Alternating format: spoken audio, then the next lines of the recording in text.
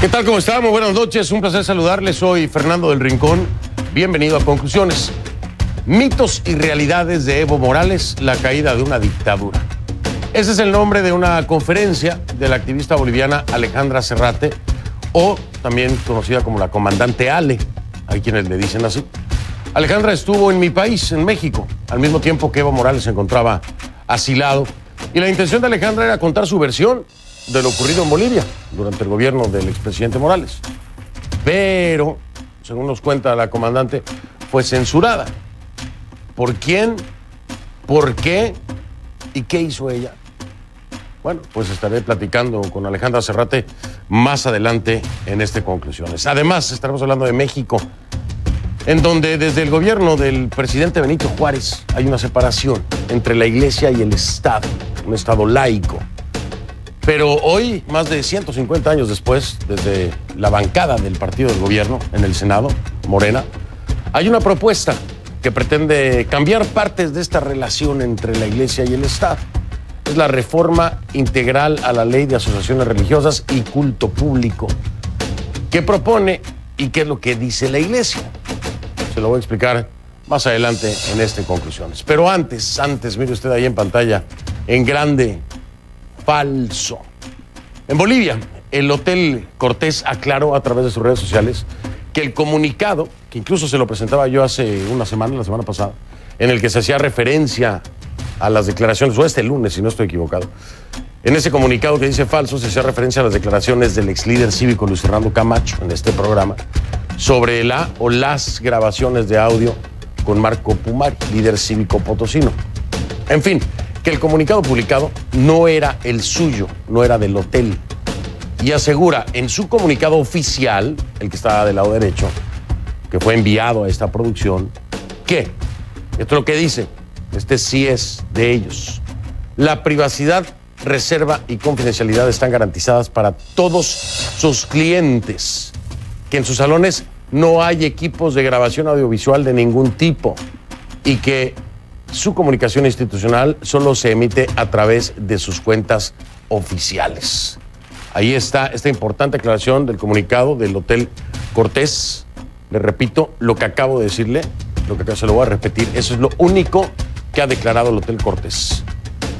La privacidad, reserva y confidencialidad están garantizadas para todos sus clientes, que en sus salones no hay equipos de grabación audiovisual de ningún tipo y que su comunicación institucional solo se emite a través de sus cuentas oficiales. Cualquier otro comunicado que usted vea es falso y con malas intenciones. Hacemos esta aclaración a solicitud del propio hotel. Así que bueno, damos paso entonces a nuestro primer tema. Nos vamos con Bolivia.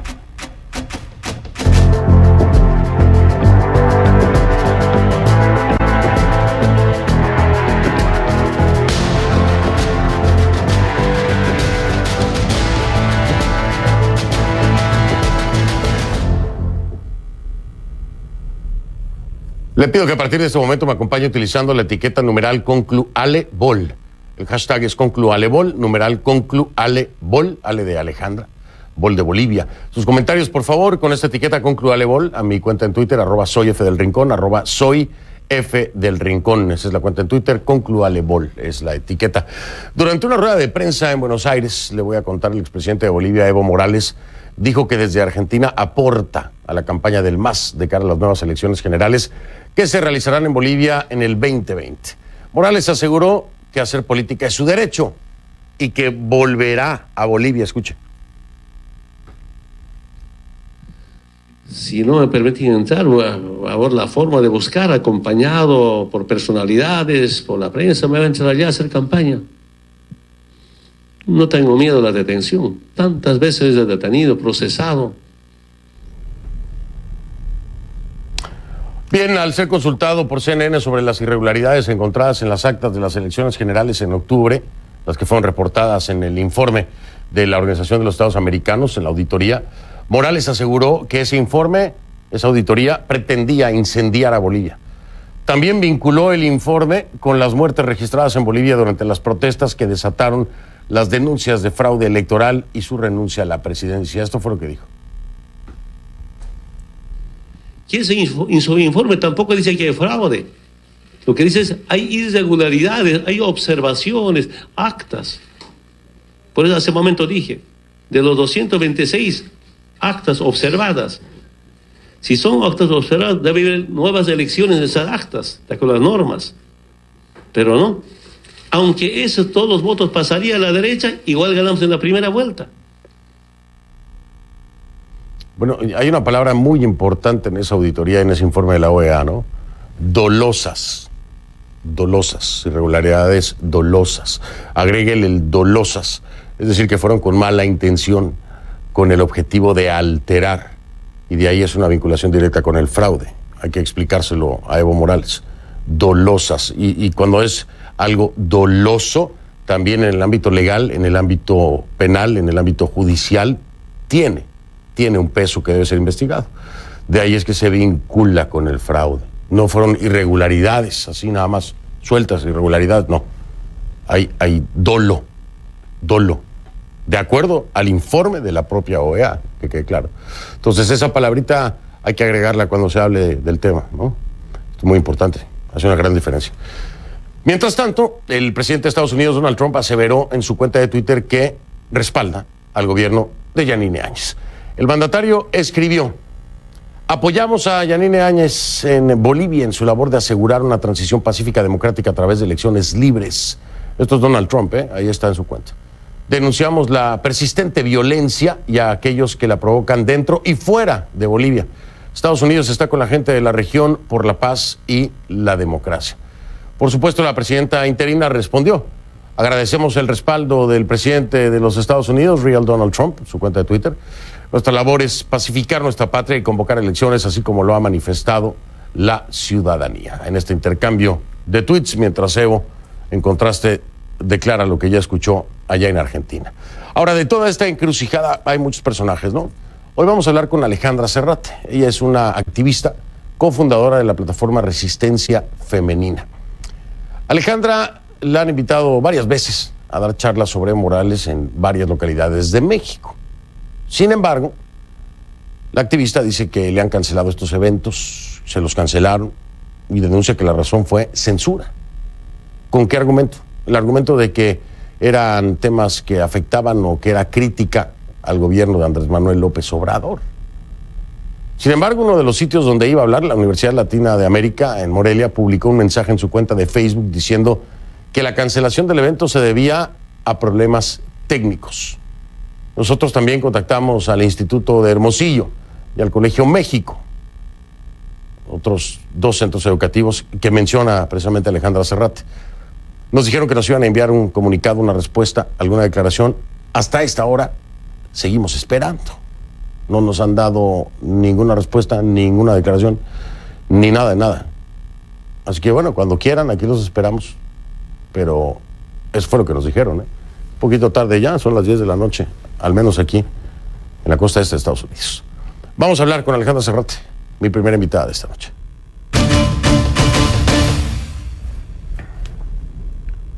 Le doy la bienvenida a Alejandra Serrate, activista y cofundadora de la plataforma Resistencia Femenina, en vivo desde Santa Cruz, en Bolivia.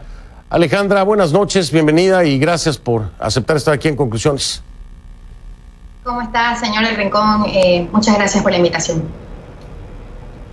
Al contrario, muchas gracias a ti, Alejandra. Estuviste en mi país tratando de presentar tu ponencia, de hablar acerca de Evo Morales y la realidad que tú, como activista, tratas de difundir. Pero te topaste con obstáculos. Cuéntame cuáles fueron esos obstáculos, en qué condiciones se dieron, por lo menos la primera vez, y qué fue lo que pensaste de inmediato, qué fue lo que te dijeron. ¿Dónde estabas y cuándo fue la primera vez que no pudiste hacerlo de acuerdo a lo planeado? Bueno, primeramente yo llego a Ciudad de México el 30 de noviembre, a eso de las 5 de la tarde, y voy a cenar con uno de los organizadores, que era la persona que me acompañaba en Ciudad de México. Más o menos alrededor de las 7 de la noche suena su celular, es una de las personas del lugar donde me cancelaron, y le dice que la charla no podía ser en ese lugar que se había reservado y se había prepagado, porque era una charla que afectaba al señor Andrés Manuel López Obrador, yo me pongo muy incómoda, hago un tweet al respecto, un tweet que hasta el momento tiene casi 31.000 retweets. Claro, yo entiendo que en el país mexicano tiene muchísimos más habitantes que el mío.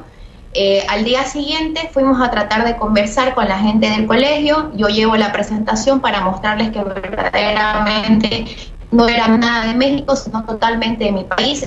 Quería mostrarle pues al pueblo mexicano todo lo que habíamos sufrido los bolivianos, y yo sé que toda historia tiene dos caras, pero en esta situación era la cara de Evo, la cara de la mentira y la cara de toda la población boliviana que habíamos derrocado a una dictadura, y eso era lo que yo quería hablar, y siempre respetando la soberanía de este hermoso país mexicano. Realmente no quisieron ver las diapositivas que yo mostraba, así que tuvimos que realizar el evento en la calle, ahí al frente del colegio donde nos habían cancelado. El tuit que dice Alejandra fue del 30 de noviembre, si no estoy equivocado. Dice: increíble que acaba de pasar en México, lo que acaba de pasar en México.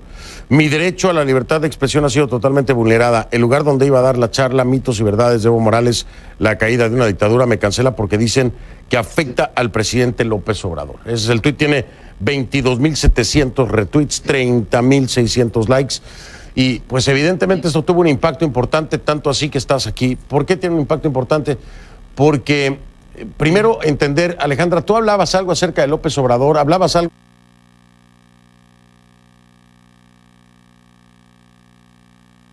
dentro de tu ponencia. Sí, en algún momento dentro del tema, ya en lo último, hablo acerca de cómo entra el avión mexicano a mi país y se llevan pues al expresidente, el señor Evo Morales. Pero hablar del señor Manuel López Obrador, porque soy muy respetuosa de las leyes de México y es un país fabuloso, hermoso, y creo que todas las personas tenemos que respetar las leyes a los países que vamos. Yo estaba amparada en la Constitución mexicana, prohibida, digamos, de hablar de asuntos políticos internos del país mexicano. Así que no toqué el tema de Andrés Manuel López Obrador, ni lo que pensaba acerca de su política hasta el sol de hoy incluso, ¿no? Entonces, en ningún momento se estaba violando la soberanía del país en la charla, en la plática, en la ponencia de Alejandra Serrate, porque no se hablaba de la política de asilo para Evo Morales por parte del presidente Andrés Manuel López Obrador. Sin embargo, en esta oportunidad que estamos hablando, en ese momento en el que estamos hablando, te dicen que lo afecta a él, que era un tema que lo afectaba directamente a él. ¿Cómo lo interpretas tú, Alejandra, y por qué crees que lo perciben así? ¿Te dieron alguna otra explicación? ¿O cuál fue tu conjetura, cuál fue tu conclusión sobre eso? Bueno, esta fue la explicación que me dieron justamente en Ciudad de México. Ya en Morelia no hubo explicación alguna, sino el mensaje que usted vio que emite la universidad, que había problemas técnicos. No me quisieron recibir tampoco las personas encargadas de dar pues, ¿no? en arrendamiento el auditorio donde yo iba a hablar. Y en Hermosillo dijeron que se había caído el techo, literalmente.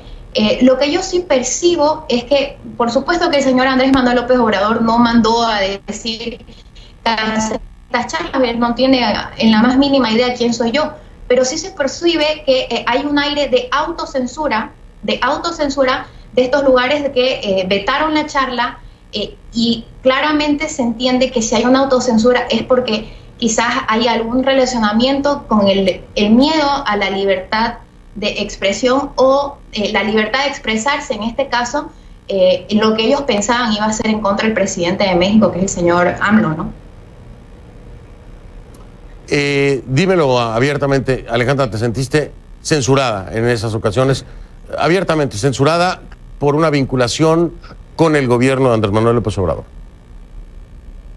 Definitivamente me sentí censurada, y en San Luis de Potosí había gente afuera del auditorio que gritaban golpista, y otro canto que ellos estaban utilizando era: es un honor estar con Obrador, y yo me quise acercar a ellos, yo salí del auditorio, me quise acercar a ellos porque quería conversar con ellos y explicarle que realmente la charla no era acerca de nada de su país, y si ellos se referían a golpista hacia mí, realmente decirles que contarles la verdadera versión que tiene todo el pueblo boliviano que está con la democracia, y explicarles realmente cómo fue que nosotros tratamos de restablecer más bien un Estado de Derecho y no así realizar un golpe de Estado, que es la narrativa que construye Evo en todos los países a donde él pisa un pie, ¿no? Que él trata de victimizarse, trata de ocultar los 14 años que tuvimos de una mala gestión, de corrupción, pero principalmente de opresión, de desconocimiento de la soberanía del pueblo expresado en un voto popular, como fue el 21 de febrero del 2016, desconocimiento al orden constitucional, como es en el artículo 168, que fue ignorado totalmente por Evo Morales, y finalmente que concluye en un fraude grotesco encontrado por un organismo internacional al que Evo dijo que se iba a someter. Además que ellos solicitan esta auditoría, es una auditoría vinculante en el momento en que el resultado no es el que les favorecía. Bueno, entonces la actitud y la retórica cambian. Alejandra, voy a hacer una pausa, regreso para seguir hablando contigo, porque finalmente, frente a esta censura, tomaste decisiones. Hay una decisión maravillosa como la planteas.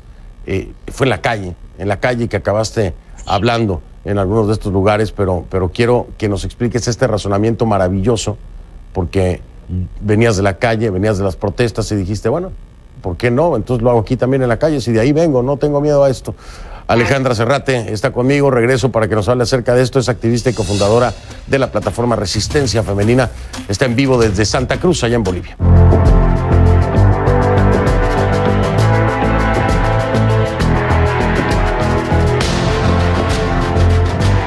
Estamos de regreso con Alejandra Serrate, activista y cofundadora de la plataforma Resistencia Femenina, en vivo desde Santa Cruz, en Bolivia. Alejandra, finalmente en los lugares donde no te permitieron presentar tu ponencia, de acuerdo a lo planeado, es decir, en un salón o en un lugar adecuado, y te quedaste ahí en ascuas, tomaste una decisión. Fue una decisión de decirlo en donde sea y como sea necesario. Cuéntame un poco acerca de ese momento. ¿Qué fue lo que pasó? Bueno, en ese momento, cuando me dicen que definitivamente no iba a poder dar la charla, yo estaba ya fuera del colegio y, bueno, yo acababa de llegar de Bolivia un día atrás y nosotros habíamos tomado pues las calles durante tanto tiempo. Fue en las calles que nosotros conseguimos liberar al Estado que estaba secuestrado por Evo Morales. Entonces, nosotros los jóvenes bolivianos y muchísimos movimientos sociales nos sentimos muy cómodos en la calle. Lo que hicimos en ese momento fue traer unos 4 parlantes, y hay una foto incluso donde yo estoy con 4 micrófonos porque habían agarrado cada parlante, y di la charla en la calle, y fue un momento muy emotivo porque llegaron bolivianos residentes en Ciudad de México y empezaron a hacer el grito. A lo último comenzaron a hacer nuestro grito, que era "¿Quién se cansa? Nadie se cansa".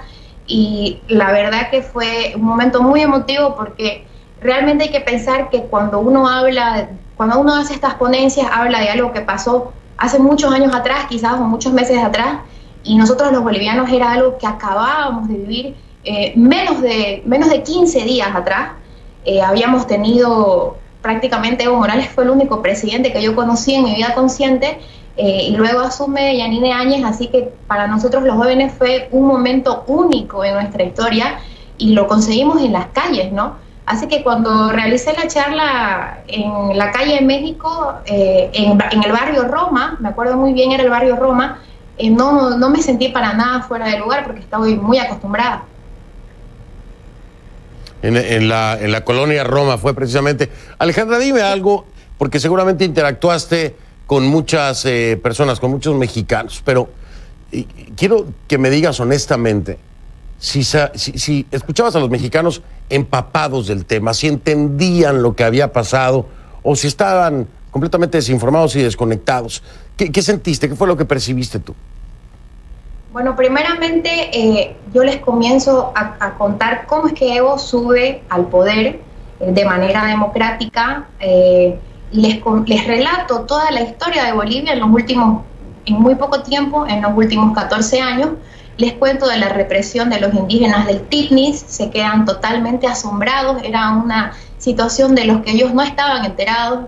Les muestro videos de la represión que sufrieron los discapacitados en mi país hace muchos años, en el año 2008, tampoco conocían la situación, no conocían lo del 21 de febrero del 2016, pero lo que yo sí le puedo decir, Fernando, es que a lo último de la charla cuando muestro realmente lo que conseguimos los bolivianos en las calles, lo que consiguieron movimientos sociales, policías, jóvenes, mujeres, tantas, pero tantas personas, amigos que se unieron para salir y bloquear y estar en la calle y pedir un derecho que es tan innato en nosotros como es la libertad y la democracia. Había muchas personas que comenzaron a llorar. Para mí también era realmente muy emotivo porque había pasado, hace pocos días. Entonces, cuando yo le explico al mexicano que Evo estaba dispuesto a matar por quedarse en el poder y nosotros estábamos dispuestos a morir por la democracia, realmente había muchas personas que se emocionaban y lloraban conmigo, o realmente entendían la importancia de cuidar y de preservar la democracia en todos los países de Latinoamérica. Ale, ¿por qué decides ir a México? ¿Por qué decides ir a México a hablar y no a Argentina o a cualquier otro país? ¿Es por la presencia de Evo Morales? ¿Crees que eso fue lo que te motivó? ¿Porque Evo Morales estaba como asilado? Totalmente. El momento que yo veo que Evo Morales sale del país y que en este país hermoso que es el país mexicano tiene el mismo aparato comunicacional y la misma amplitud para llegar a tanta gente que lo tenía en Bolivia, porque el Ministerio de Comunicación en mi país era uno de los 3 ministerios con mayor presupuesto, y yo recibo la invitación de una persona totalmente desconocida, que realmente no hubo dudas para mí, porque este es el momento más orgulloso de los bolivianos, donde pudimos salir de una dictadura a luchar por una democracia, habiendo tomado siempre el lado de la no violencia. Entonces, cuando yo recibo esta invitación, estando Evo Morales allá, para mí no había duda que yo tenía que estar ahí y contar la verdad acerca de millones de bolivianos, y que no solamente se escuche la voz de esta persona, que era una persona mentirosa, que no estaba contando la verdad, y yo poder, aunque sea a la poca gente que llegue, poder haberle contado no solamente acerca de la valentía de los bolivianos, de los ciudadanos, sino también la verdadera historia y todo lo que sufrimos en los últimos 10 años. Ale, la última pregunta. ¿Vas a hacer lo mismo en Argentina? ¿Tienes pensado ir a Argentina o no? Ahora tuve una entrevista con el señor Carlos Valverde en la mañana cabalmente, y él me dijo que tenía los contactos para hacer lo mismo en Argentina. Lo cual, si se presenta la oportunidad, yo estaría contentísima de ir, porque realmente creo que es necesario destruir la narrativa que construyó Evo Morales en los últimos 10 años a nivel internacional. Nosotros prácticamente estábamos en una isla donde nuestros gritos eran ahogados por el aparato comunicacional que había construido Evo Morales alrededor del país. Entonces, todos los bolivianos en el extranjero que también se organizaron en esta revolución, que no viene solamente en los últimos, digámoslo así, 2 años, sino son 10 años que personas defensoras de los derechos humanos, movimientos sociales, grupos que nacieron hace tanto como Me Comprometo con Bolivia, Se Prendió el Mechero, Resistencia Femenina, Ríos de Pie, comparsas, grupos de amigos, familiares, colegas que se unieron para tratar de recuperar la democracia, no puede quedar es solamente una historia que va a ser escrito para nuestros libros acá en Bolivia, sino es algo que se tiene que enterar el mundo, porque lo que hicimos fue tremendo y luchamos por lo que nosotros más queríamos, que era tener la libertad de escoger quién nos representaba y quién es el mandatario. Y eso será necesario en el 2020, y es un hecho, tiene que ocurrir, y ustedes tendrán la gran responsabilidad de decidir quién será su próximo presidente o presidenta. Alejandra Serrate, bueno, no fue la ponencia, Ale, pero esta ventana es internacional, así que tal vez mucha gente que quería escucharte lo hizo. Muchísimas gracias por haberme acompañado, Alejandra, y mucha suerte para lo que viene, ya sea en Argentina o ahí en tu país. Muchísimas gracias por la invitación. Yo feliz siempre de hablar de lo orgulloso que estamos en este momento de ser bolivianos y de haber hecho todo lo posible para recuperar nuestra democracia y que sí lo hayamos logrado. Gracias Alejandra Serrate, activista y cofundadora de la plataforma Resistencia Femenina. Me acompañó en vivo desde Santa Cruz, allá en Bolivia.